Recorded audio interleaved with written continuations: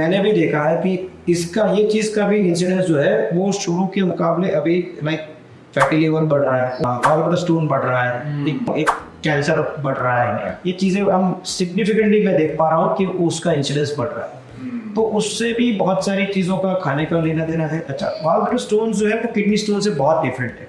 बहुत बार पेशेंट उसको मिक्स कर देते हैं किडनी स्टोन, और वो यूरोलॉजिस्ट के पास चले जाते हैं।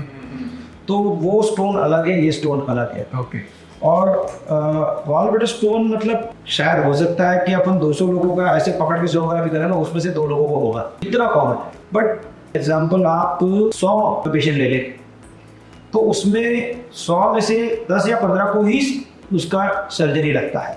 अच्छा, वो इम्पोर्टेंट बात है कि हर एक गॉल स्टोन को जरूरी नहीं है कि सर आप ट्रीटमेंट करो, ओके, उसका सर्जरी करो। अच्छा, क्योंकि वो दवाई से कभी ठीक नहीं होता है। वो आप बता रहे थे वो एल्टरनेटिव मेडिसिन में जाने का कोई तुक ही नहीं है, क्योंकि वो अफेक्ट नहीं करता उसको, वो ठीक कर ही नहीं सकता है।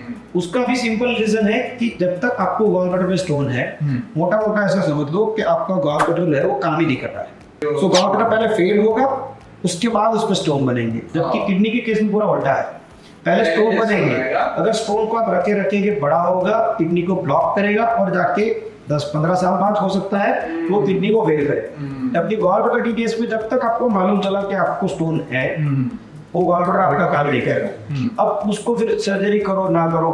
अच्छा, अब स्टोन भी है, वो आपको दर्द दे रहा है, जॉन्डिस हो रहा है, फीवर हो गया, कुछ भी हो गया, तो उसको निकाल दो। तो उसमें एक चीज ये भी क्लियर हो गई कि अगर गॉल ब्लैडर में स्टोन है तो स्टोन निकालने से कोई मतलब नहीं है। आप स्टोन निकालेंगे, 3 दिन बाद स्टोन वापस बनेगा, आपका गॉल ब्लैडर निकालना जरूरी। किसी किसी को 5 mm का स्टोन भी सर्जरी के लिए ले जा सकता है, किसी को 30 mm स्टोन होगा 3 सेंटीमीटर का, वो भी एसिम्प्टोमेटिक घूम रहा है। So size doesn't matter, number doesn't matter.